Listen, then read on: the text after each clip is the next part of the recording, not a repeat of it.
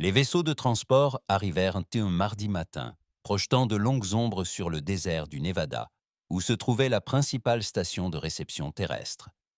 Depuis la plateforme d'observation, la commandante Sarah Chen observa 6 immenses cargos Valorant descendre à travers les nuages. Leurs coques, d'un argent éclatant sous le soleil, brillaient de 1000 feux. Ce qu'ils transportaient était tout sauf cela. Voilà notre collecte de fonds annuelle, murmura Marcus Webb, debout, à côté d'elle. Il était son ingénieur en chef, un homme mince aux mains constamment tachées d'huile et aux yeux qui analysaient sans cesse tout ce qui l'entourait. Sarah ne dit rien. Elle regarda les vaisseaux atterrir et leurs portes de soute s'ouvrir. Des chargeurs robotisés commencèrent à décharger leur contenu. Des poutres métalliques tordues, des plaques de blindage percées de fissures, des cœurs de fusion calcinés qui semblaient hors service depuis des décennies, des systèmes d'armement brisés aux canons fondus, des ordinateurs de navigation aux écrans réduits en miettes. Tout cela n'était que ferraille. Tout cela n'était que déchets provenant d'une douzaine d'espèces extraterrestres différentes. L'ambassadeur Texor apparut à leur côté. Valorant, grand et à la peau bleue, il possédait 4 bras dont les mouvements mettaient toujours Sarah mal à l'aise. Son traducteur crépitait tandis qu'il parlait. « L'humanité devrait être reconnaissante », déclara Texor. Sa voix portait ce ton condescendant particulier que Sarah avait appris à reconnaître au cours des 15 dernières années. Le Conseil galactique a une fois de plus fourni à votre espèce une aide technologique adaptée à votre niveau de développement actuel. Sarah se tourna vers lui. « Vous voulez dire des déchets? Je veux dire des composants parfaitement ajustés, désaffectés certes, mais suffisamment fonctionnels pour une espèce qui n'a atteint la vitesse supraluminique qu'il y a 20 ans. Le Conseil est généreux de partager même cela. » Marcus se pencha en avant. Cela provient de 6 espèces différentes. Grain, Valoran, Taxien, Photak, Drexel, et une que je ne reconnais pas. Observateur, dit Texor. Lorsque nous désaffectons nos vaisseaux de guerre, nous récupérons ce qui a de la valeur et nous débarrassons du reste. La Terre reçoit les matériaux mis au rebut. Vous devriez pouvoir construire plusieurs patrouilleurs convenables avec cette cargaison. Plusieurs patrouilleurs, répéta Sarah. Elle jeta un coup d'œil à l'amoncellement de ferraille qui s'amoncelait à l'extérieur. De l'équivalent de 6 espèces avancées, en surplus militaire, précisément. Texor sourit, dévoilant un sourire carnassier. Dans un siècle ou deux, l'humanité sera peut-être prête pour un équipement digne du Conseil. En attendant, fais bon usage de ce que tu as reçu. Il s'éloigna, ses avant-bras oscillant d'un rythme inquiétant. Sarah le regarda partir, la mâchoire serrée. « Je le déteste », murmura Marcus. « Je sais. Non, je le déteste vraiment. Il y a 5 ans, quand la colonie de Titan a été attaquée par des pillards, nous avons appelé à l'aide. Les gardiens de la paix Valorant étaient à 2 heures de route. Tu sais ce qu'ils ont fait? » Sarah le savait. Tout le monde était au courant. Ils disaient que ce n'était pas de leur ressort. Même 800 personnes sont mortes sous leurs yeux, immobiles en orbite. Marcus serra les poings. Et maintenant, ils déversent leurs déchets sur notre planète et appellent ça de la charité. Ils restèrent un instant silencieux. Dehors, le tas de ferraille grossissait. Il ressemblait désormais à une montagne métallique, luisante sous le soleil de l'après-midi, complètement inutile, totalement sans valeur, ou peut-être pas. Sarah sentit quelque chose changer dans son esprit, une idée folle, impossible, probablement stupide. Elle se tourna vers Marcus. « De combien d'espèces et as-tu dit que ça venait ?»« 6, peut-être 7, si je me trompe au sujet d'un des noyaux de propulsion. Et chaque espèce possède une technologie différente, des approches différentes en matière de boucliers, d'armes, de systèmes d'énergie, etc. C'est exact. » Marcus semblait perplexe. Donc, les Valorants pensent que nous sommes trop primitifs pour faire quoi que ce soit d'utile avec tout ça. Ils nous ont donné des pièces incompatibles car ils supposent que nous sommes incapables de les faire fonctionner ensemble. Et c'est le cas. Les boucliers énergétiques Kryn utilisent des interfaces biométriques. Les armes Valoran nécessitent une alimentation en plasma que les noyaux énergétiques taxiens ne peuvent fournir. Le métal de phase Photak requiert une stabilisation quantique qu'aucune autre technologie ne prend en charge. Tout est incompatible. Sarah sourit. Ce n'était pas un sourire bienveillant. Incompatible selon leurs critères. Marcus la fixa du regard. Elle pouvait voir son cerveau tourner à toute vitesse, passant en revue toutes les possibilités. Ses yeux s'écarquillèrent. Tu ne peux pas être sérieux. Pourquoi pas? Ils nous ont donné des boucliers anti-stress, des armes Florian, des ordinateurs taxians, un système de propulsion Drexal, des matériaux de Focul. Et si on arrêtait d'essayer de les utiliser séparément et qu'on commençait à les utiliser ensemble? C'est de la folie. Aucune espèce n'a jamais réussi à intégrer une technologie extraterrestre de cette envergure. Les besoins énergétiques à eux seuls seraient prohibitifs. Il s'arrêta. Attendez, les procédés de fabrication humains sont différents. Nous utilisons des métaux différents, des techniques de soudage différentes, des langages de programmation différents. Et si c'était exactement ce qu'il nous faut? Et si, disait lentement Sarah, on prenait tous ces débris et qu'on construisait un seul vaisseau au lieu de plusieurs patrouilleurs, un seul vaisseau qui combinerait les technologies de 6 espèces différentes d'une manière qu'il n'aurait jamais imaginée. Marcus resta longtemps silencieux. Dehors, les vaisseaux de transport Valorant décollaient, leur mission accomplie. Ils retourneraient vers les étoiles, confiants d'avoir rempli leur devoir envers les humains primitifs, confiants que l'humanité resterait exactement là où le Conseil le souhaitait, faible, dépendante et reconnaissante. Cela prendrait des années, finit par dire Marcus. Il nous faudrait des ressources, une installation, une équipe capable de travailler avec une technologie extraterrestre. Et nous devrions agir en secret, car si le Conseil découvrait notre existence, il nous arrêterait immédiatement. Je connais une ancienne station orbitale, dit Sarah, construite lors de l'expansion vers Mars, abandonnée faute de financement. Ce n'est pas répertorié dans les registres officiels. On pourrait y travailler. Tu es vraiment sérieux? J'en ai assez d'être traité comme une enfant, Marcus. J'en ai assez de les voir nous mépriser. J'en ai assez des patrouilles, de la gratitude et de devoir nous conformer à notre place. Elle le regarda. Il y a 15 ans, l'humanité a rejoint le Conseil galactique en tant qu'espèce de 3e rang. Nous sommes toujours une espèce de 3e ordre. Rien n'a changé. Rien ne changera à moins que nous ne provoquions le changement. Marcus contempla le tas de ferraille, puis il regarda Sarah, puis il se mit à sourire. C'était le même genre de sourire qu'elle lui avait adressé. Un sourire ni agréable ni rassurant, mais plein de promesses. « Il nous faudrait une équipe, dit-il. Des ingénieurs qui sortent des sentiers battus, des gens qui n'ont pas peur de transgresser les règles, sans doute des individus que le Conseil a déjà écartés pour cause de troubles à l'ordre public. Je sais exactement qui recruter, et même un nom. Si nous voulons construire l'impossible, il lui faut un nom. » Sarah y réfléchit. Elle repensa à l'histoire de l'humanité, à propos de toutes ces fois où on leur avait dit que quelque chose était impossible et qu'ils l'avaient fait quand même, à propos de voler trop près du soleil et de l'avoir fait avec le sourire. « Icare se lève, dit-elle. Marcus rit. Les extraterrestres ne comprendront pas la référence. C'est précisément pour ça que c'est parfait.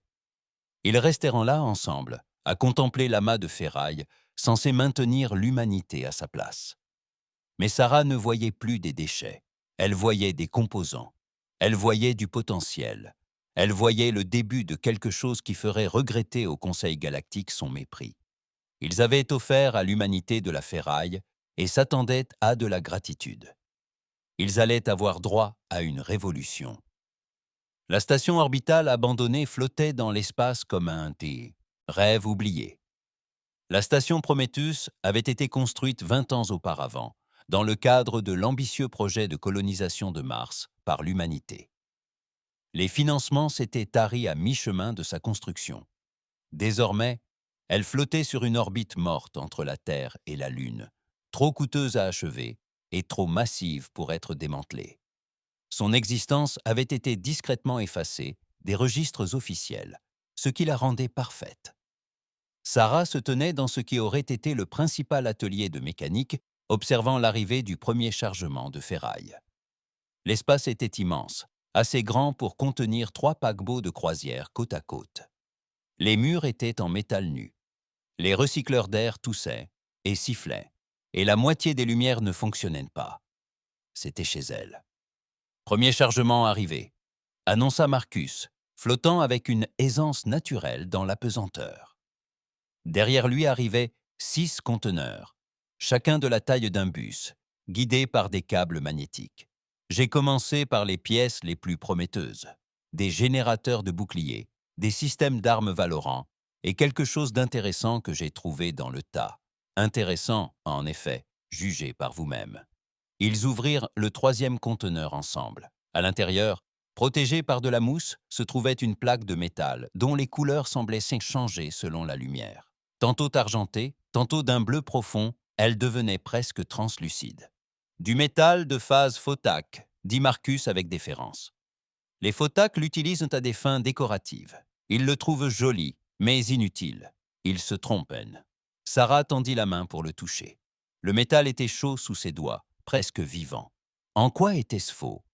Le FOC n'a jamais découvert que le métal de phase pouvait courber l'espace si on le frappe avec la bonne fréquence énergétique. Il l'utilise pour les panneaux muraux et l'art.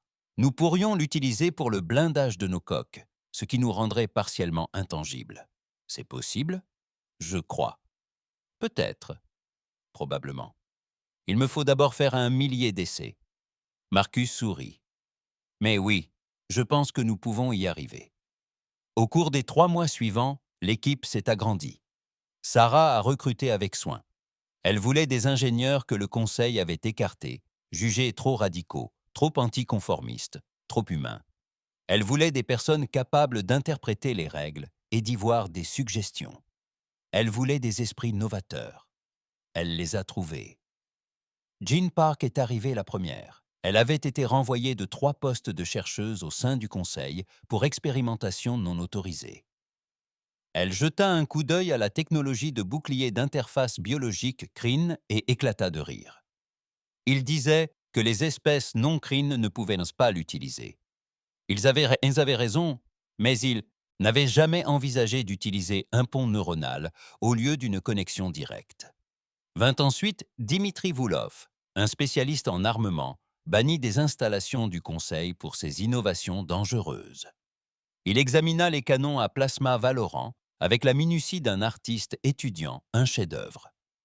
Ces canons sont conçus pour tirer par rafale de 3 secondes afin d'éviter la surchauffe. Et si la surchauffe ne nous importait pas?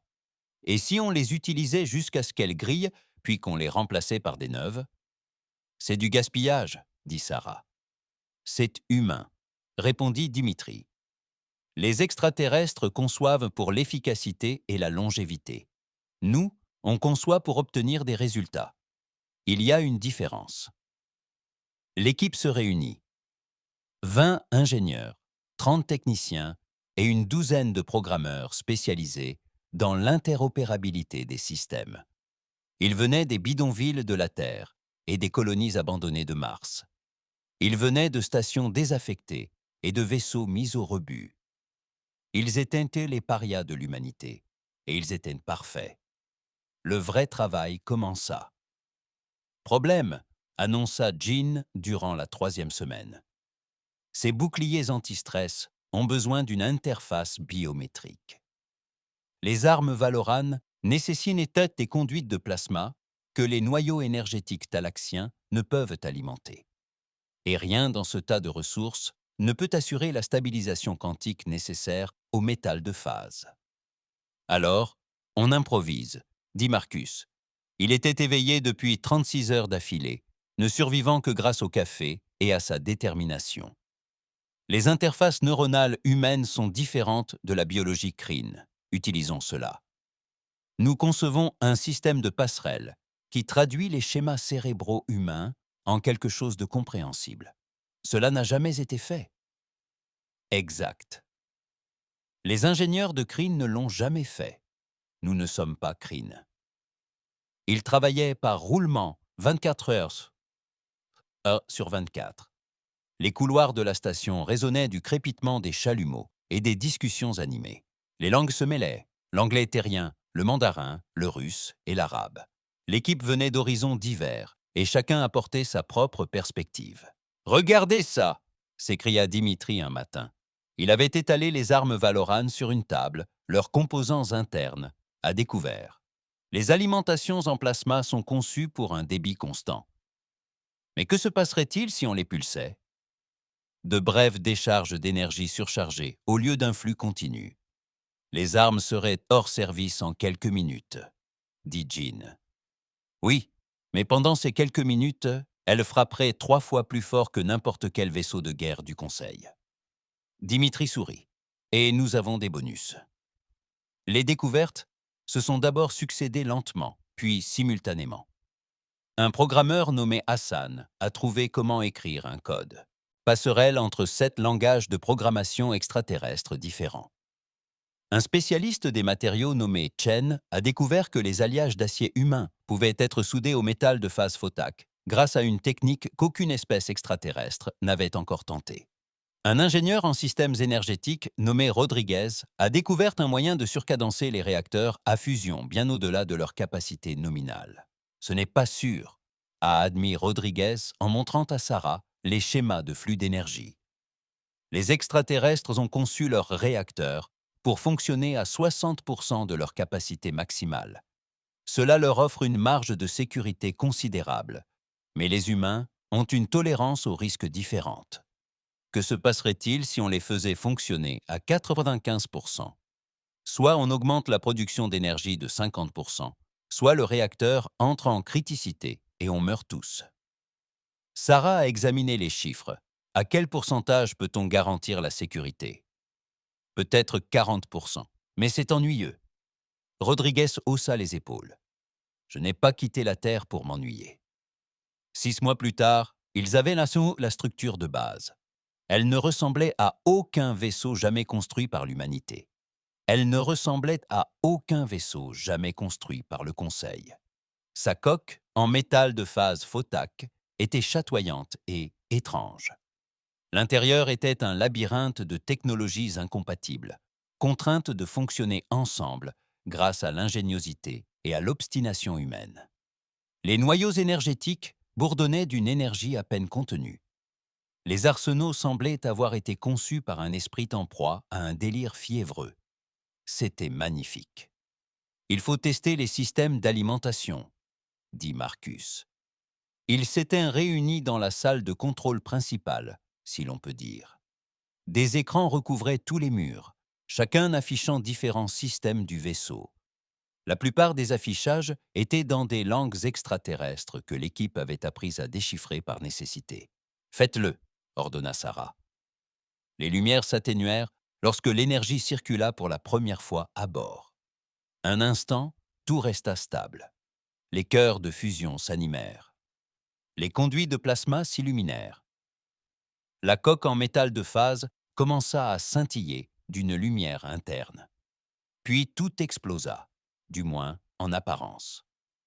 Mais tous les systèmes se détraquèrent simultanément. Les boucliers s'activèrent et se désactivèrent aléatoirement. Les armes se chargèrent sans qu'on leur en donne l'ordre. L'ordinateur de navigation commença à calculer des coordonnées de saut vers des points aléatoires de l'espace. L'alarme hurla dans 6 langues extraterrestres différentes. Le vaisseau tout entier se convulsa comme un être vivant en proie à la douleur. « Arrêtez-le !» cria Sarah. « J'essaye. » Marcus avait les 2 mains sur Pitch. Le panneau de commande tapant frénétiquement des codes de dérogation. Les systèmes ne répondent pas. Ils se disputent le contrôle. Ils se battent sans relâche. Les Krint se croient aux commandes. Les systèmes Valorant sont d'un avis contraire. L'ordinateur talaxien tente de jouer les arbitres mais avec des protocoles inadaptés. Chacun essaie de diriger le vaisseau à sa guise. Il a fallu 20 minutes pour tout arrêter, lorsque le dernier système s'est finalement éteint. L'équipage entier resta figé, sous le choc. 6 mois de travail. Des milliers d'heures d'ingénierie. Tout cela réduit à néant si les technologies ne pouvaient pas coopérer. « Ça ne marchera pas », murmura Jean. Non, répondit Marcus lentement. Pas comme ça. Et si on arrêtait d'essayer de les faire coopérer? Que veux-tu dire? Les extraterrestres conçoivent des systèmes intégrés. Tout fonctionne harmonieusement, car tout est conçu pour fonctionner ensemble. Nous, c'est impossible. Nous possédons la technologie de 7 espèces différentes, toutes incompatibles. Et si nous l'acceptions, tu n'as aucun sens. Marcus se tourna vers eux, les yeux brillants d'inspiration. Et si on concevait une IA capable de gérer un chaos contrôlé? Au lieu de faire coopérer les systèmes, on les laisse s'affronter et on utilise une IA pour équilibrer les forces en présence. Des ajustements rapides, une surveillance constante et l'exploitation des conflits entre systèmes comme une fonctionnalité plutôt que comme un dysfonctionnement. Sarah a tout de suite compris. Il nous faut le docteur Yuki Tanaka, le meilleur spécialiste en IA que l'humanité ait jamais connu. Complètement fou, lui aussi. Le Conseil a interdit ses travaux car ses systèmes d'apprentissage adaptatif étaient trop imprévisibles. Sarah sourit. Parfait pour nous. Ils firent monter Yuki à bord de la navette suivante. C'était une petite femme aux cheveux grisonnants et aux yeux qui percevaient des motifs invisibles aux yeux aux autres. Elle jeta un coup d'œil à leur installation et rit. « Vous avez créé un cauchemar, dit-elle. J'adore. Est-ce possible? Puis-je faire coopérer des technologies extraterrestres incompatibles grâce à une IA adaptative qui gère leur hostilité mutuelle? » Yuki réfléchit. « Non, mais je peux faire mieux. Je peux créer une IA qui transforme leur combat en arme. Ce vaisseau ne pensera pas comme un vaisseau du Conseil. Il pensera comme un humain. » Improviser, s'adapter, surmonter les obstacles, transformer chaque faiblesse en force. Combien de temps cela prendrait-il? 3 mois, me direz-vous. Il lui en fallut 4. Mais cela en valait la peine. Lorsqu'ils redémarrèrent le vaisseau, le chaos était toujours présent. Mais il était désormais maîtrisé. L'IA naviguait entre les systèmes, équilibrant les flux d'énergie, gérant les conflits, métamorphosant l'instabilité fondamentale du vaisseau en une forme d'harmonie, presque parfaite. Le vaisseau était sauvé. On l'avait baptisé Icarus Rising, et elle était prête à décoller. Le vaisseau trônait dans le hangar de construction, tel un prédateur métallique. Après 9 mois de travaux, Icarus Rising avait enfin une forme. Ni aussi profilée que les croiseurs Valoran, ni aussi organique que les Biohips Kryn. L'ensemble paraissait être une fusion de technologies issues de 6 espèces différentes, intégrées de force dans un espace incongru. Les plaques de la coque ne s'emboîtaient pas parfaitement. Les systèmes d'armement étaient saillants, formant des angles étranges. Les compartiments moteurs étaient de tailles différentes. C'était la plus belle chose que Sarah ait jamais vue. Contrôle final d'intégrité de la coque terminé, annonça Marcus depuis son poste. La salle des machines était désormais encombrée d'écrans et d'équipements. Le plaquage métallique de phase se stabilise. Les fluctuations quantiques restent dans des limites acceptables. Acceptables selon quels critères? Demanda Sarah. Les nôtres, selon les critères du conseil municipal. Nous fonctionnons à des niveaux impossibles. Le métal de phase conserve une cohérence que les ingénieurs de Foch affirmaient impossible à atteindre en dehors d'un laboratoire. Jean passa en flottant, guidant un faisceau de câbles bio-ionuraux. L'interface du bouclier est prête à être intégrée. J'ai adapté le système biométrique CRIN pour qu'il reconnaisse les schémas neuronaux humains. Ça devrait fonctionner en principe. Enfin, en principe. La science n'est pas une question de certitude, ce commandant. Il s'agit plutôt d'hypothèses éclairées et d'observer ce qui se passe. Le travail se poursuivait. Chaque jour apportait son lot de défis. L'ordinateur de navigation talaxien s'obstinait à calculer les sauts à l'aide de cartes stellaires obsolètes. Les armes Valoran nécessitaient des systèmes de refroidissement qui n'existaient pas dans les plans d'origine. Les unités de propulsion Drexal vibraient à des fréquences qui menaçaient de disloquer le vaisseau. Ils résolvèrent chaque problème à leur manière. Avec de l'improvisation, du ruban adhésif et une bonne dose d'obstination, l'inspection eut lieu. « Commandant Chen, ici le contrôle au sol. » La communication grésilla un matin. « Veuillez noter que l'inspecteur galactique Xylo arrivera sur place dans 6 heures pour un contrôle de routine des installations. » Sarah sentit le sang se glacer. Répétez. Inspecteur Xylo, audit standard des installations spatiales humaines. Vous devez nous donner un accès complet et coopérer pleinement. Marcus apparut à son épaule. Il ne faut surtout pas qu'il voie le navire. Je sais que 6 heures, c'est trop court pour le déplacer. Même si on y arrivait, impossible de cacher quelque chose d'aussi imposant. Je le sais aussi. Il s'était préparé à ce scénario, mais la préparation est une chose, l'exécution l'est tout autant. Yuki activa les projecteurs holographiques installés dans tout le complexe. L'Icarus Rising disparut, remplacé par les images de 3 corvettes humaines standards à différents stades de construction. Ces corvettes étaient factices, générées par l'IA de Yuki, mais elles paraissaient suffisamment réelles sur les capteurs. « Est-ce que ça va le tromper ?» demanda Sarah. « Ça dépend de la façon dont il regarde », répondit Yuki. « Les hologrammes seront visibles lors des analyses de base. Mais s'il utilise des capteurs à pénétration profonde ou s'il procède à une inspection visuelle, nous serons dans une situation critique. » Les 6 heures suivantes se sont déroulées dans une panique maîtrisée. Ils ont éliminé tous les composants qui ne correspondaient pas aux fausses corvettes. Ils ont programmé de faux affichages dans tous les écrans. Ils dissimulaient tout ce qui paraissait trop sophistiqué ou trop étrange. L'équipage entier se déplaçait avec une efficacité rodée, mais Sarah pouvait lire la tension sur chaque visage. L'inspecteur Xylo arriva à l'heure précise. Sa navette s'amarra à la station et il en sortit avec l'air de quelqu'un accomplissant une tâche fastidieuse. Il était Katyn, ce qui expliquait son apparence vaguement reptilienne, avec des écailles dont la couleur changeait selon son humeur. À cet instant précis, ils étaient à bord du Grey Green. « Commandant Chen », dit-il, son interprète traduisant son débit sifflant en un anglais neutre. « Je suis ici pour vérifier que les installations spatiales humaines sont utilisées de manière appropriée et sûre. »« Bien sûr, inspecteur », répondit Sarah en se forçant à sourire.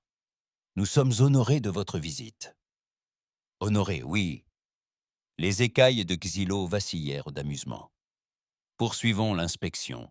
J'ai 7 autres installations à visiter cette semaine. » On lui montra d'abord les quartiers d'habitation, puis les dépôts de ravitaillement, puis les systèmes de recyclage et les unités de traitement de l'air. S'il examina le tout avec un ennui professionnel, prenant des notes sur une tablette et posant de temps à autre des questions. Sarah leur répondit avec précaution, toujours sincère, sans jamais tout dévoiler. « Et le chantier naval ?» demanda finalement Xylo. Le moment était venu. Sarah le conduisit à la plateforme d'observation qui surplombait la baie. En contrebas, les 3 corvettes holographiques reposaient dans leur berceau, d'apparence parfaitement ordinaire et parfaitement humaine. 3 vaisseaux de classe corvette, expliqua Sarah. Nous utilisons les composants de la dernière livraison du Conseil pour construire des patrouilleurs destinés à la défense du système. Xylo observa les vaisseaux en contrebas. Ses écailles changèrent de couleur. Gris, vert, une pointe de bleu. Le cœur de Sarah battait la chamade. Pouvait-il le savoir?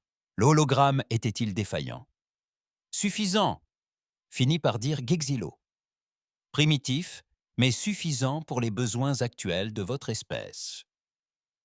Le Conseil sera ravi de constater que vous utilisez judicieusement les matériaux fournis. Sarah prit une profonde inspiration. Xylo se tourna alors vers elle et ses écailles brillèrent d'une lueur orange.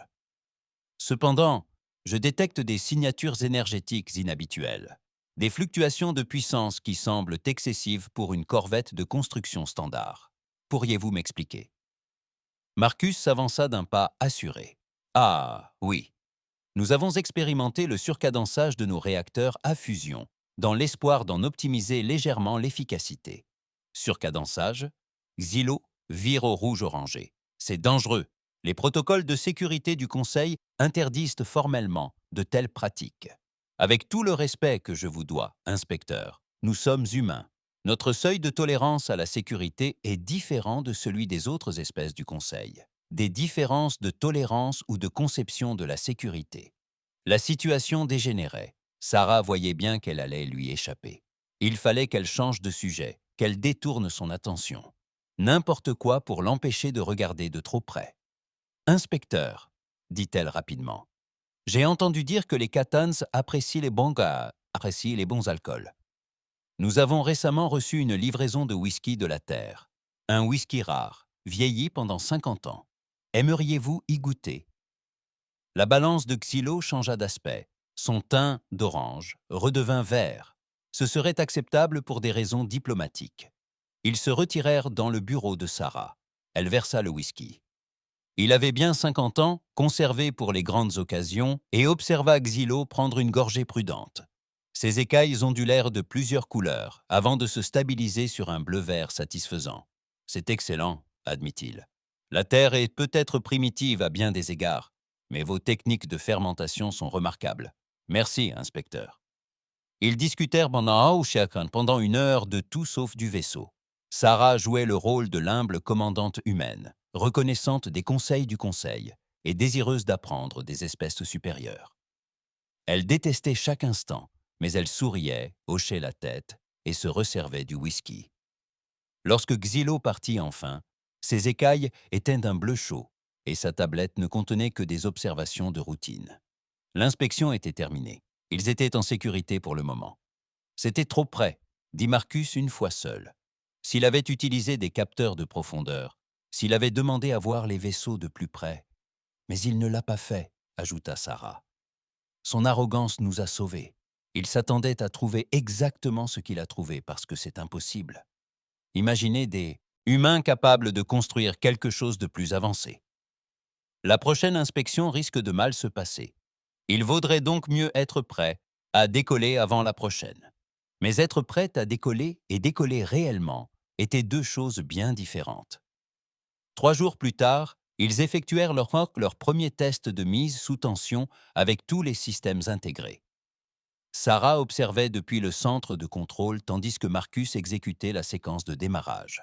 « Noyau de fusion opérationnel », annonça Marcus. « Puissance à 30% et en hausse, 40% 50. » Le vaisseau vibrait d'énergie. « Jusqu'ici tout va bien. Générateur de bouclier en cours d'activation. Système d'armes prêt. Ordinateur de navigation synchronisé. Continuez, » ordonna Sarah. 60% de puissance. Coque en métal de phase entame sa stabilisation quantique. 80% 90, puis tout a de nouveau dérapé. Le vaisseau a tangué sur le côté, projetant des étincelles. L'alarme a retenti. La coque en métal de phase oscillait entre opaque et translucide. Les armes se sont chargées spontanément. Les boucliers ont pulsé de façon aléatoire. Panne générale. Quelqu'un a crié. « Non », a répondu calmement Yuki depuis son poste. « Ce n'est pas un échec, c'est un apprentissage. » « Quoi ?» L'IA apprend à équilibrer les systèmes. Laissons-la faire. Nous perdons en intégrité de coque sur les sections 3 à 7. Laissons-la faire. Sarah a pris la décision la plus difficile de sa carrière de commandante. Se retirer. Laisser l'IA gérer la situation. L'équipage la regarda comme si elle était devenue folle, mais ils obéirent. Et sous leurs yeux, quelque chose d'extraordinaire se produisit. Le chaos commença à se dissiper. L'IA effectua des millions de micro-ajustements, équilibrant les flux d'énergie, redirigeant les ressources, trouvant l'harmonie dans la discorde. La coque se stabilisa, les armes s'éteignirent, les boucliers retrouvèrent leur rythme. Au bout de 5 minutes, le vaisseau ronronnait comme un chat apaisé. « Système stable », annonça Marcus. L'émerveillement transparaissait dans sa voix. Toutes les mesures sont normales, mieux que normales, en réalité. Nous fonctionnons à des niveaux qui devraient être impossibles. L'IA devait apprendre à gérer le vaisseau en situation de stress, expliqua Yuki. Maintenant, elle le sait. Maintenant, elle peut compenser. Ce vaisseau ne volera jamais avec la même douceur qu'un vaisseau du Conseil, mais il volera avec la même efficacité qu'un vaisseau piloté par un humain. Il y a une différence. Sarah regarda l'Icarus s'élever à travers le hublot. Le vaisseau qui n'aurait jamais dû exister. Le vaisseau construit à partir des déchets de cette espèce.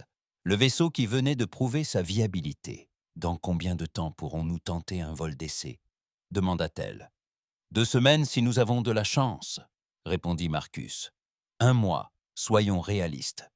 6 mois si on... veut être tranquille. On travaille dessus depuis presque 1 an, j'en ai marre de la sécurité.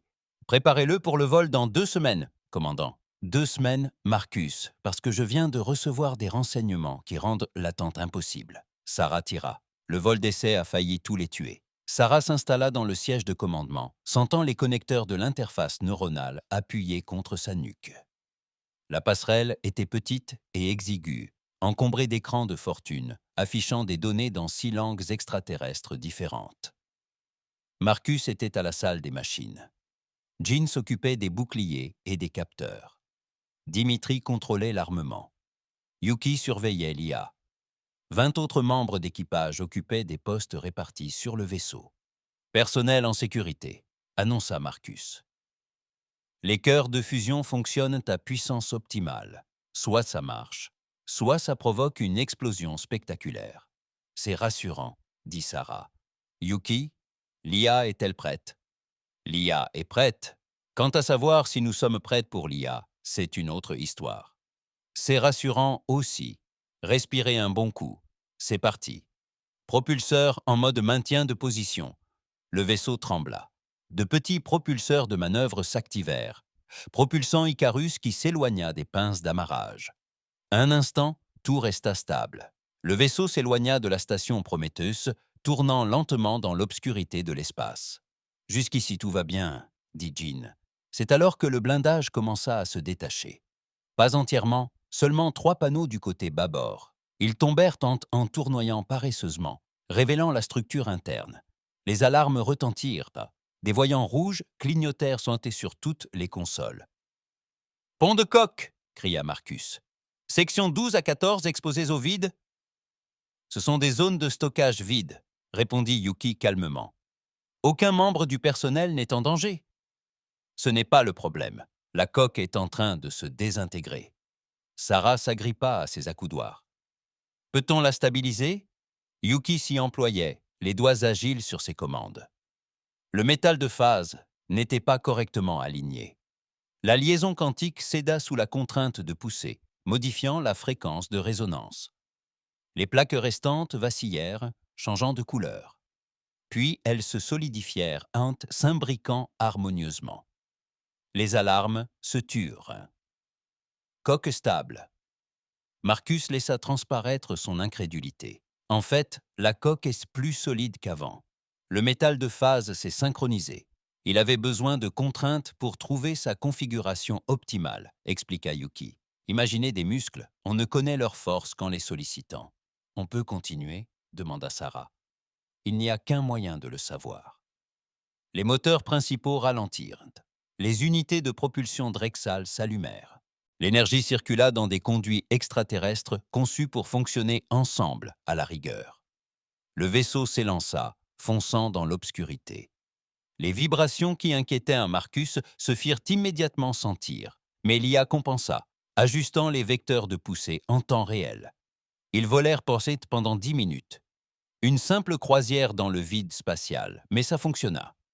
L'Icarus Rising volait. Puis ils essayèrent le moteur de saut. « Calcul des coordonnées », annonça Jean. « Un simple saut court, 1 million de kilomètres, ça devrait être facile. »« Ça devrait l'être, » répéta Marcus. « Cette phrase me rend nerveux. Saute !» 3, 2, 1, marque. L'univers se tordit. Sarah le sentit à travers l'interface neuronale. L'espace se replia de façon anormale. Le moteur de saut, bricolé avec des composants thalaxiens et des générateurs de champs Valorant, était censé créer une transition en douceur à travers le sous-espace. Au lieu de cela, il déchira la réalité et les y projeta comme des boulets de canon. Le saut dura 2 secondes. L'espace normal parut interminable. Lorsque l'espace normal reprit ses droits, tous les membres d'équipage hurlèrent « Qu'est-ce que c'était ?» s'exclama Dimitri haletant. C'était notre moteur de saut qui fonctionnait aussi mal que je le craignais. Marcus a dit que les composants taxiens et Valorant étaient en conflit. La transition fut brutale, mais efficace. Nous avons parcouru la distance sans encombre. Pourriez-vous lisser le trajet? Pas sans reconstruire tout le système, ce que nous n'avons pas le temps de faire. Chaque saut sera donc aussi brutal qu'une déflagration. En résumé, oui, répondit Sarah en s'essuyant le front. Ajoutons cela à la liste des problèmes que nous réglerons plus tard. Il nous faut tester les armes et les boucliers. Mitri, ciblez ce débris aux coordonnées 227. Un morceau d'épave d'un ancien satellite a dérivé sur leur trajectoire. Dimitri a verrouillé ses armes dessus. Canons à plasma, Valorant prêt, feu en 321. Le vaisseau a tremblé lorsque 2 tirs de plasma ont jailli des batteries avant. Ils étaient censés être continus. Au lieu de cela, ils sont sortis sous forme de violentes impulsions, surchargées et instables. Ils ont touché les débris et les ont vaporisés complètement, ainsi que plusieurs autres morceaux d'épave qui se trouvaient à proximité. Eh bien, dit Dimitri dans le silence stupéfait. Ça a marché. C'était 3 fois la puissance d'une arme à plasma standard du Conseil, dit Marcus en analysant les relevés. Mais nous avons grillé les condensateurs principaux. Il ne nous reste que 6 tirs avant de devoir les remplacer. 6 tirs. Tirs extrêmement puissants, corrigea Dimitri. De quoi gâcher la journée de n'importe qui. Ils testèrent les testèrent les boucliers. Ensuite, Jean activa le système de bio-interface CRIN, acheminant les commandes via le pont neuronal compatible avec les pierres humains qu'elle avait conçus. Le bouclier se mit en place autour du vaisseau, scintillant d'un bleu éclatant. Des boucliers classiques, expliqua Jean. Regardez ça. Elle injecta de l'énergie dans le système, le surchargeant au-delà des limites de sécurité. Les boucliers pulsèrent, changeant de couleur du bleu au vert puis à l'or. Ils s'épaissirent, se solidifièrent, devenant bien plus que de simples écrans de défense. Un blindage adaptatif, conclut Jean avec satisfaction. L'IA module la fréquence en temps réel. Nous pouvons adapter notre spectre défensif pour contrer tout type d'attaque. Un instant, nous sommes résistants au plasma, l'instant d'après aux armes cinétiques, et l'instant suivant aux faisceaux de particules. Aucun vaisseau du Conseil ne peut en faire autant, car c'est extrêmement dangereux. Marcus fit remarquer. Si l'IA fait un mauvais calcul, les boucliers s'effondrent complètement. Dans ce cas, autant faire confiance à l'IA, dit-il, comme quelqu'un qui n'a jamais combattu. Mais Sarah n'écoutait pas. Elle ressentait le vaisseau à travers l'interface neuronale, percevant comment toutes ces pièces brisées et incompatibles fonctionnaient ensemble, malgré leurs contradictions fondamentales. Le vaisseau ne devrait pas fonctionner. Selon toutes les lois de l'ingénierie et de la physique, il devrait se désintégrer. Mais l'IA de Yuki était le ciment, l'interprète, le chef d'orchestre de cet orchestre chaotique. « Commandant, dit Yuki d'une voix douce, je dois vous parler de l'interface neuronale. Quoi donc? Le métal de phase a besoin d'un apport organique pour se stabiliser correctement. L'IA peut gérer la plupart des systèmes, mais le métal de phase réagit au schéma de pensée biologique direct, et plus précisément au schéma de pensée humain. Cela signifie que quelqu'un doit être connecté neuronalement au vaisseau pendant les combats, et pas seulement connecté et totalement intégré. Cette personne devra penser à la vitesse du vaisseau et traiter l'information plus rapidement que n'importe quel humain ne pourrait le faire. Ce sera écrasant, potentiellement dangereux, comprit Sarah. Vous dites que le vaisseau a besoin d'un pilote, pas d'un pilote, un partenaire, quelqu'un capable de fusionner avec les systèmes et de canaliser le chaos. Yuki croisa son regard. Ce devrait être toi. Tu es le commandant. Tu connais le vaisseau mieux que quiconque, à l'exception de Marcus, et Marcus doit pouvoir gérer les urgences techniques. Quels sont les risques? Brûlure neuronale, surcharge sensorielle, dommages permanents possibles en cas de connexion prolongée. Le cerveau humain n'est pas conçu pour traiter l'information à la vitesse du vaisseau. Sarah pensa à Arcturus VI, à ces quelques 12 000 personnes qui attendaient des secours qui n'arriveraient jamais à temps. Elle pensa à la flotte du Conseil, à 3 jours de là, à la place d'eux, l'humanité dans la galaxie et à la possibilité qu'elle change un jour. Montrez-moi comment me connecter, dit-elle. Les 5 jours suivants furent éprouvants. Sarah passait tout son temps éveillée dans l'interface neuronale, apprenant à penser à la vitesse d'une machine. Au début, c'était un supplice. Les informations affluaient dans son esprit plus vite qu'elle ne pouvait les traiter. Système du vaisseau, flux d'énergie, point de tension structurelle, tout à la fois dans une cascade qui menaçait de noyer sa conscience. Mais les humains s'adaptent. C'est dans leur nature. C'est ce qui les rend dangereux. Au bout de 3 jours, elle maîtrisait les fonctions de base sans y penser. Au 5e jour, elle et le vaisseau ne faisaient plus qu'un. Elle pensait au bouclier et il s'ajustait. Elle pensait aux armes et elle se chargeait. Elle s'interrogeait sur la propulsion et les moteurs répondaient avant même qu'elle ait fini sa phrase. « Tu deviens trop doué pour ça », dit Marcus en l'observant depuis la salle des machines. « C'est inquiétant. » « Comment ça? Tu ne bouges plus comme une personne? Tu bouges comme le vaisseau lui-même. Ton timing, tes réflexes, même ta respiration. Tu es synchronisé avec des systèmes extraterrestres qui devraient te tuer. Est-ce un problème? Je ne sais pas encore. Demandez-moi après la première vraie bataille. Les renseignements sont arrivés le 6e jour. Les Semkreen avaient accéléré son attaque. Ils atteindraient Arcturus 6 dans 8 heures. La colonie avait peut-être 10 heures avant l'anéantissement total. La flotte du Conseil était encore à 2 jours de là. Sarah a appelé l'équipage sur la passerelle. C'est le moment. Voilà pourquoi nous avons construit ce vaisseau. Pas pour des essais, pas pour une homologation, mais pour ça. 12 000 personnes vont mourir si nous ne faisons pas l'impossible. Le vaisseau n'est pas prêt. Marcus a dit « Nous n'avons même pas terminé la moitié des contrôles de sécurité. Les armes sont instables. Le moteur de saut est violent. Les boucliers sont expérimentaux. En gros, nous pilotons une bombe qui pourrait exploser à tout moment. Je le sais. Nous pourrions mourir. Je le sais aussi. Et on va le faire quand même. » Sarah balaya la passerelle du regard. Marcus, les mains tachées d'huile. Jean, avec son sourire insouciant. Dimitri et sa passion pour les armes dangereuses. Yuki et son IA impossible. Chaque membre d'équipage, qui avait passé un an à construire quelque chose qui ne devrait pas exister. « Nous sommes humains », dit Sarah. « Accomplir l'impossible, c'est notre nature. » Tout le monde, attachez vos ceintures. Cap sur Arcturus 6. Allons présenter à la galaxie le premier véritable vaisseau de guerre de la Terre. Il a un nom, dit Marcus à voix basse. On devrait l'utiliser. Sarah sourit. Tu as raison. Icarus se lève. Préparez-vous au saut de combat. Tous au poste. De combat. En route pour... Ils émergèrent de Patan de l'espace de saut comme une météorite. La transition brutale projeta chacun contre ses harnais.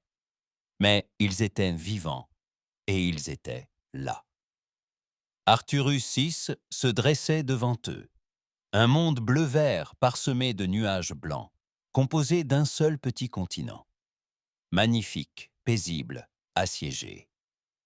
Les vaisseaux biologiques Kreen encerclaient la planète comme un essaim d'insectes. 47 contacts détectés par les capteurs. Chacun d'eux était vivant d'une manière qui, en comparaison, rendait les vaisseaux humains inertes. Ils émettaient une bioluminescence intense. Leurs coques étaient faites de matières organiques cultivées. Leurs armes étaient biologiques plutôt que mécaniques. Ils assiégeaient les plateformes orbitales de la colonie, détruisant méthodiquement les défenses. Ils ne nous ont pas encore repérés, rapporta Jean grâce au capteur. Ils sont concentrés sur la colonie. Bien, cela nous laisse le temps de réfléchir. Sarah était désormais pleinement connectée à l'interface neuronale. Elle sentait le vaisseau autour d'elle comme une seconde peau. Chaque système, chaque arme, chaque force et chaque faiblesse. Analyse tactique. 47 vaisseaux Kreen, expliqua Dimitri, allant du croiseur au destroyer. Ils utilisent dans des armes à base d'acide et des capsules d'abordage biologique. Leurs points faibles se régénèrent avec le temps. La tactique standard du Conseil consiste à les affaiblir lentement, tout en évitant l'affrontement direct. Nous n'avons pas le temps pour les tactiques classiques, Et nous ne disposons que d'un seul vaisseau. Un vaisseau très inhabituel, ajouta Marcus. Ils n'ont jamais rien vu de pareil. C'est notre avantage. Sarah y réfléchit par le biais de la connexion neuronale, traitant les possibilités à la vitesse de la machine. Le Greenworm fonctionnait selon la logique de la ruche. Ils attaquèrent de façon coordonnée, submergeant les défenses par le nombre. Ils s'attendaient à ce que l'ennemi se défende, batte en retraite, tente de résister à leur assaut. Et si elle faisait le contraire? Nouveau plan, annonça Sarah. On attaque, on attaque. La voix de Marcus monta d'un ton. Tu as dit de les attaquer? Tous les 47? C'est le plan. C'est du suicide. C'est humain. Les mains de Sarah se posèrent sur les commandes, avant même que sa pensée consciente ne soit terminée. La connexion neuronale accélérait ses réflexes. Ils n'ont jamais affronté un vaisseau comme le nôtre. Profitons-en. Boucliers mentonniers au maximum. Dimitri, charge toutes les armes. Marcus, j'ai besoin de toute la puissance que tu peux me donner. Tu l'as, répondit Marcus. Au fait, tu es folle. Bien noté. Engagement. Icarus Sight plongea vers l'essaim Kryn. Les vaisseaux biologiques le remarquèrent immédiatement et se retournèrent avec une grâce organique pour faire face à cette nouvelle menace. 12 d'entre eux se détachèrent de l'attaque contre la colonie et se mirent en position d'interception. Ils essaient de nous encercler, avertit Jean. Tactique Kryn classique. Ils vont lancer des attaques coordonnées depuis plusieurs angles. Ainsi, nous ne serons pas là où ils pensent nous trouver. Activation du changement de phase. Sarah concentra son énergie à travers la coque en métal de phase. Les Photak n'avaient jamais percé le véritable potentiel de leur métal décoratif, mais Sarah, elle, le savait. La coque vacilla, devint translucide, puis se déplaça partiellement hors de l'espace normal. La première vague de projectiles d'acide Kryn traversa le vaisseau comme s'il n'existait pas. « Impossible !» s'exclama Jean, haletante. Le changement de phase s'est maintenu. Nous sommes partiellement intangibles. Seulement quelques secondes, prévint Yuki. La consommation d'énergie est énorme. Nous ne pouvons pas maintenir cet état longtemps. Pas besoin de longtemps. Il suffit de les désorienter. Sarah ramena le vaisseau dans l'espace normal, en plein cœur de la formation Kryn. Dimitri, feu à volonté. Les canons à plasma Valorant entrèrent en éruption. Non pas des jets continus, mais de violentes impulsions d'énergie surchargées.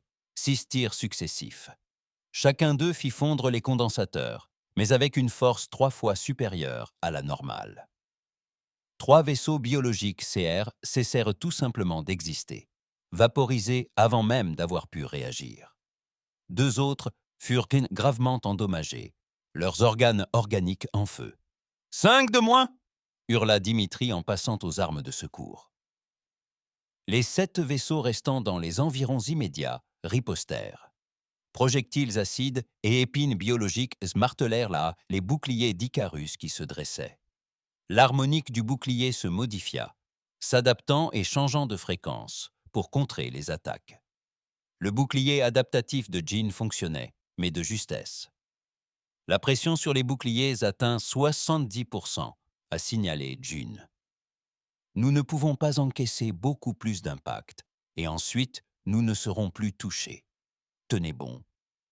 Sarah a contraint le vaisseau à un rôle qu'aucun autre vaisseau du Conseil n'aurait pu tenir.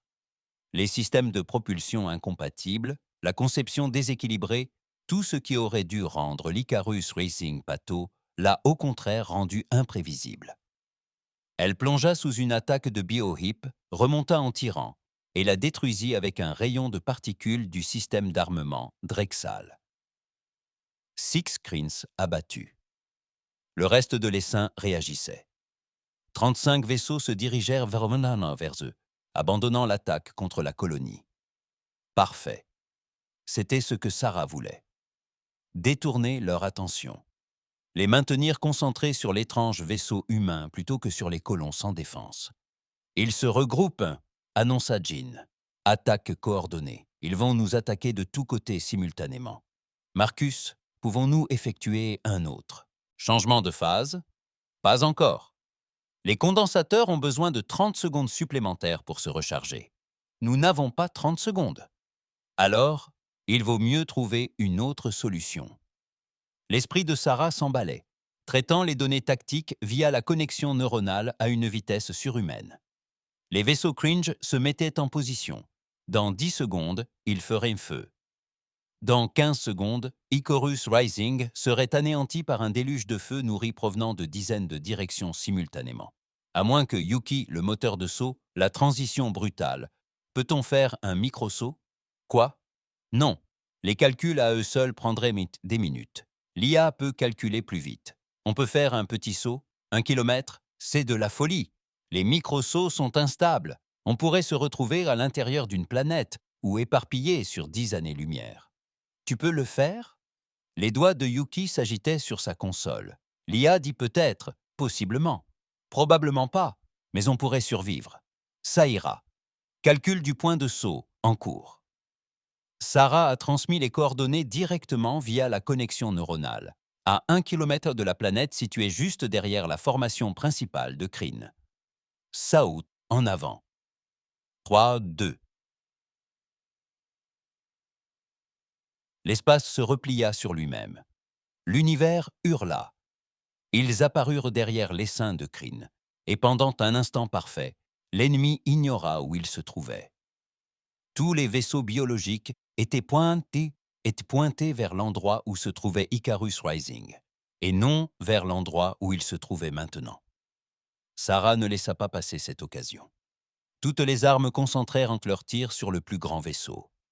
À présent, tous les systèmes d'armes d'Icarus Rising firent un feu simultanément. Plasma, faisceaux de particules, projectiles cinétiques, tout y passa. Le gigantesque vaisseau de commandement Kryn, le vaisseau de la reine coordonnant l'essaim, encaissa le déluge de feu. Sa coque organique se mit à bouillonner et à brûler. Il tenta de se régénérer, de guérir, mais les dégâts étaient trop importants et trop rapides. Il périt. Et avec lui, la coordination de l'essaim s'effondra. Les vaisseaux survivants se dispersèrent. Leur esprit collectif, perturbé par la perte de leur chef, persista. Certains continuèrent dans l'attaque, d'autres tentèrent de fuir. L'assaut organisé sombra dans le chaos. Une cible facile. Dimitri cria, pointant déjà ses armes vers un autre vaisseau. Ils sont désorientés. On peut en abattre d'autres. Et ils le firent. Sarah pilotait le vaisseau par instinct à une vitesse fulgurante. Elle changeait de phase pour éviter les attaques, effectuait des micro-sauts pour atteindre des positions impossibles et surchargeait les armes au-delà des limites de sécurité. Ces tactiques étaient incohérentes selon les critères du Conseil. Elles étaient agressives, risquées, fondamentalement infondées. Elles étaient humaines. 8 autres Crips périrent avant que Sarah ne réalise qu'ils étaient en train de gagner. Pas seulement de survivre, mais de gagner. L'essaim se désintégrait, perdait sa cohésion. Les vaisseaux fuyaient dans l'espace de saut, abandonnant l'attaque. Bouclier à 20%, avertit Jean. Nous sommes presque vaincus, eux aussi. Continuez à tirer. 2 autres vaisseaux furent bien détruits. Puis 3 autres prirent la fuite. Les vaisseaux Kryn restants, voyant la bataille perdue, privilégièrent la survie à la victoire. Ils s'éjectèrent un à un, laissant leur corps sans vie flotter dans l'espace autour d'Arcturus 6. Puis ce fut fini. Un silence pesant s'abattit sur la passerelle. Chaque membre d'équipage fixait son écran, incrédule, face à ce qui venait de se produire. Un vaisseau humain, un engin de fortune impossible à manœuvrer, un vaisseau de guerre qui ne devrait même pas fonctionner, venait de vaincre 47 biohips craints. On a vraiment réussi? Demanda Marcus à voix basse. Rapport de situation? Demanda Sarah, la voix calme malgré l'adrénaline qui la submergeait.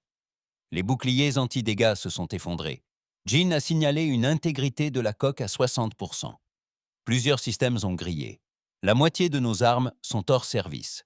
Nous avons des fuites de liquide de refroidissement à 3 endroits différents. Des blessés légers seulement, aucun décès. Puis nous avons gagné. Sarah commença à sourire. Soudain, la brûlure neuronale la frappa. Une douleur fulgurante lui traversa le crâne. Elle était restée connectée au vaisseau trop longtemps, traitant l'information trop vite, pensant à des vitesses que le cerveau humain n'est pas conçu pour atteindre. Le prix à payer fut exigible d'un coup. « Commandant !» hurla-t-elle. Marcus bondit de son siège et accourut vers elle. Quelqu'un venait de couper la connexion neuronale. Ses mains tâtonnèrent les connecteurs à sa nuque. L'interface se déconnecta. La présence du vaisseau dans son esprit disparut.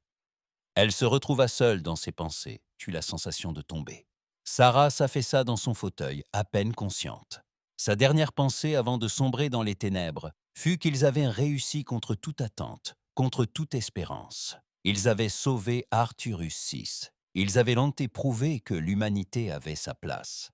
Et quelque part, le Conseil galactique allait bientôt comprendre que donner aux humains de la ferraille, en espérant de la gratitude, avait été une terrible erreur. Quand Sarah se réveilla, Marcus était là. Il se trouvait dans l'infirmerie, si l'on peut dire. Une pièce exiguë où se mêlait, de façon improbable, du matériel médical humain et extraterrestre. « Combien de temps ?» demanda-t-elle. « 6 heures. Les médecins disent que vous devriez vous en sortir. Brûlure nerveuse, mais pas de séquelles permanentes. » Marcus sourit. « Vous nous avez fait peur. » « Pardon, comment se fait-il que le vaisseau soit en panne dans l'espace? Tous les systèmes importants nécessitent une réparation ou un remplacement. » L'appel arriva 3 jours plus tard. La commandante Sarah Chen et tout l'équipage de l'Icarus Rising devaient comparaître immédiatement devant le Conseil galactique pour répondre de leurs actions sur Arcturus VI. Le message était formulé avec précaution. Ni une requête, ni une invitation, un ordre. Sarah lut le message 2 fois, puis le montra à Marcus. Ils étaient encore à bord du vaisseau endommagé, effectuant les réparations du mieux qu'ils pouvaient, attendant l'inévitable épreuve. « Ils vont nous neutraliser », dit Marcus. « Ils n'ont pas le choix. Nous venons de prouver que les humains peuvent s'approprier leur technologie et l'améliorer. Toutes les espèces du Conseil vont être terrifiées, tant mieux. La peur engendre le respect. La peur engendre le danger. Ils pourraient juger que nous sommes trop menaçants pour qu'on nous laisse continuer. » Sarah observa l'infirmerie, ce mélange de technologie humaine et extraterrestre qui les maintenait en vie. Elle contempla le vaisseau qui n'aurait jamais dû exister, la preuve que l'humanité n'avait pas besoin de l'autorisation du Conseil pour accomplir de grandes choses. « Alors nous leur donnons le choix, » dit-elle. « Soit vous nous reconnaissez comme vos égaux, soit vous assistez à leur marginalisation. » La salle du Conseil était immense, conçue pour accueillir les représentants de 50 espèces différentes. Elle était suspendue dans un espace neutre, une station si vaste qu'elle possédait sa propre gravité et son propre système météorologique. Sarah et son équipe principale, Marcus, Jean, Dimitri et Yuki, traversèrent des couloirs ornés d'œuvres d'art provenant de 100 mondes pour rejoindre la salle d'audience centrale. L'ambassadeur Texor attendait à l'extérieur. Ses avant-bras étaient croisés, une posture que Sarah savait être un signe de désapprobation. Son expression était soigneusement neutre, mais ses yeux brûlaient de colère. « Commandant Chen, » dit-il, « vous avez provoqué un véritable tumulte. Nous avons sauvé 12 000 vies, » répondit Sarah. « Je le referai sans hésiter. Vous avez révélé l'existence d'une technologie militaire non autorisée. Vous avez déployé un vaisseau de guerre non immatriculé. Vous avez mené des opérations de combat sans l'approbation du Conseil. Chacune de ces violations pourrait entraîner l'exclusion de l'humanité du Conseil. Et pourtant, nous sommes convoqués au lieu d'être arrêtés. Cela me laisse penser que le Conseil est en proie à des conflits. » L'expression de Théor se figea. « Le Conseil est complexe, commandant. Les conflits en sont un. La colère aussi. Vous avez rompu un équilibre séculaire. Il y aura des conséquences. Je les attends avec impatience. » Les portes de la chambre s'ouvrirent. À l'intérieur, 50 espèces patientaient, disposées en cercle. Chaque délégation était assise dans son espace désigné. L'éclairage avait été calculé pour offrir un confort visuel optimal à chaque espèce. L'air était soigneusement dosé pour convenir à tous les systèmes respiratoires. Tout dans ce lieu respirait la puissance, la permanence et la tradition. Sarah s'avança au centre du cercle et attendit. La grande arbitre, une talaxienne à la peau cristalline bleue, prit la parole la première. Sa voix fut amplifiée par le système de traduction de la salle. Commandante Sarah Chen de la Terre, vous comparaissez devant le Conseil galactique pour répondre de vos récentes actions non autorisées. Comment plaidez-vous? Coupable, répondit simplement Sarah. Nous avons construit un vaisseau de guerre sans autorisation. Nous l'avons déployé sans permission. Nous avons combattu pour sauver des vies. Je suis coupable de tout cela et je le referai. Des murmures parcoururent l'assemblée des délégués. Le visage cristallin du grand arbitre se figea, trahissant sa surprise. Vous admettez vos violations de bon cœur.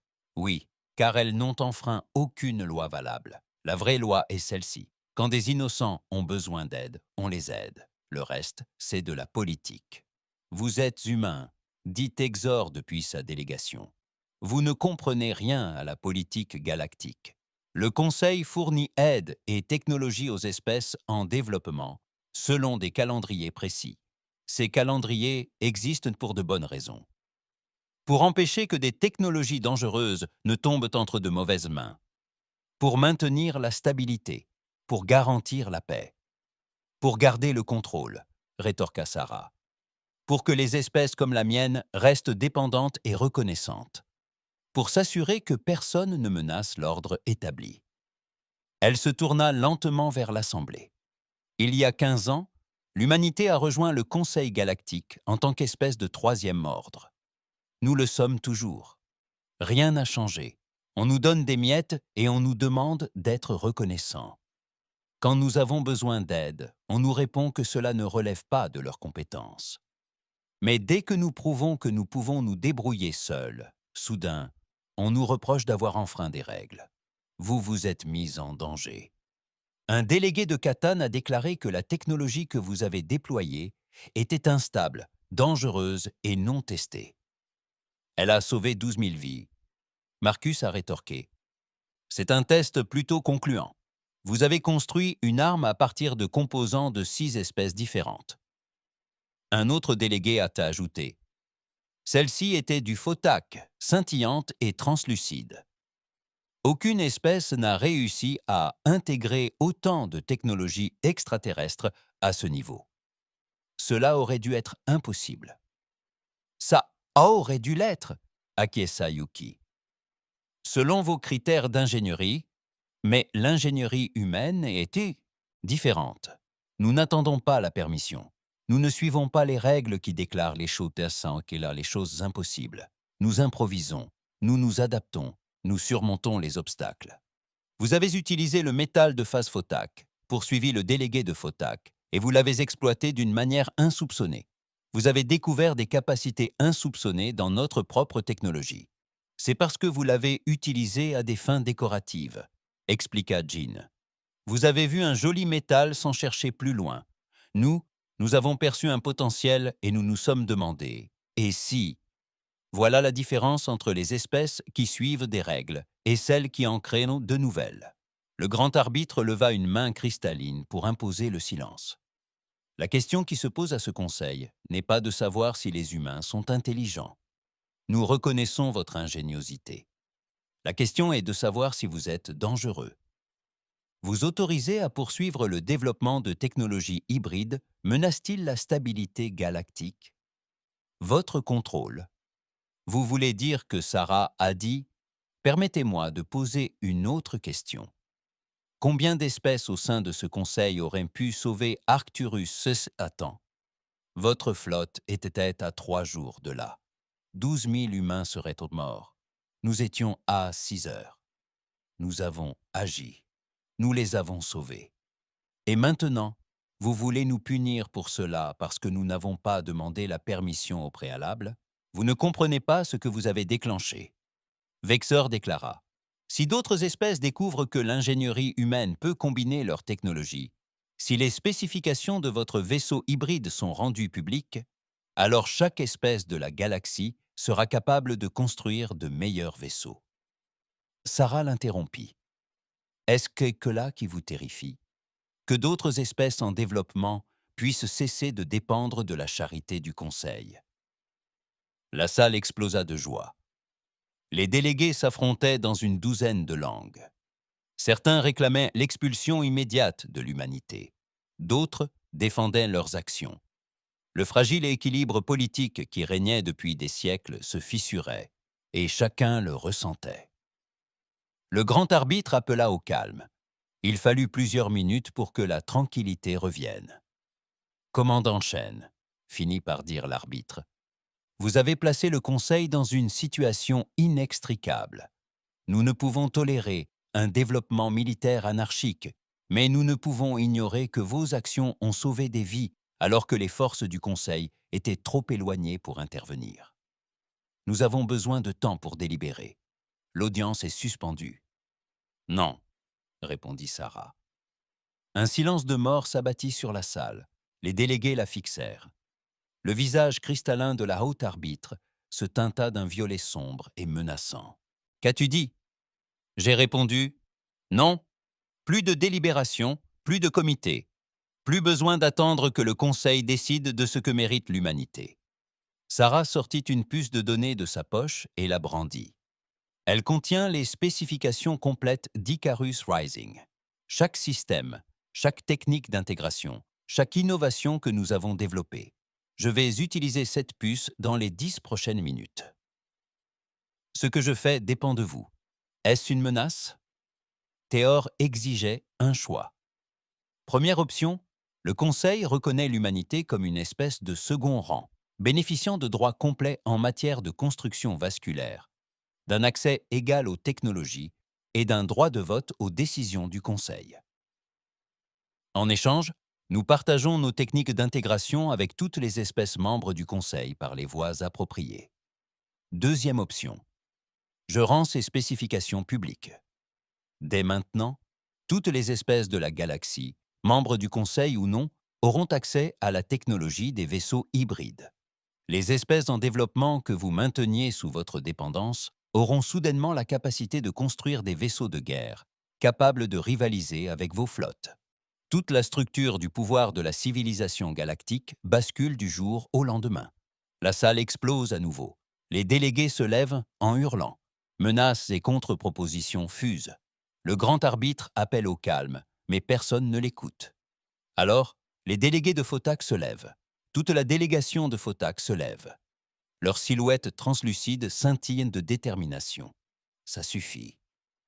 Le délégué de Photak déclara, sa voix perçant le chaos. « Nous en avons assez entendu. Les humains ont prouvé ce que nous refusions de croire. Ils ont vu de la valeur là où nous ne voyions que du gaspillage. Ils ont décelé du potentiel là où nous ne voyions que des limites. Ils ont sauvé des vies pendant que nous suivions les procédures. » Il se tourna vers Sarah. La délégation Photak vote pour reconnaître l'humanité comme une espèce de second rang. Silence. Puis le délégué Drexel se lève. La délégation Drexel est d'accord. Ces humains méritent d'être reconnus.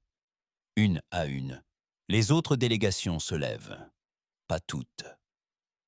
Texnor et la délégation Valoran restent assis, furieux. Les Katanes restent assis. Plusieurs autres refusent de bouger, mais suffisamment se lèvent et... Assez sont d'accord. La haute arbitre observa la salle un long moment. Puis, son visage cristallin se teintant d'un bleu résigné, elle prit la parole. Par un vote de ce conseil, l'humanité est reconnue comme une espèce de second rang, avec tous les droits et privilèges qui en découlent. Les restrictions sur la construction navale sont levées. L'accès à la technologie est accordé. C'est la décision du Conseil. Sarah abaissa la puce de données qui l'entourait. L'équipage laissa enfin échapper le souffle qu'il retenait.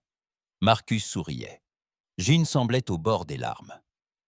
Dimitri et Yuki étaient tout simplement abasourdis.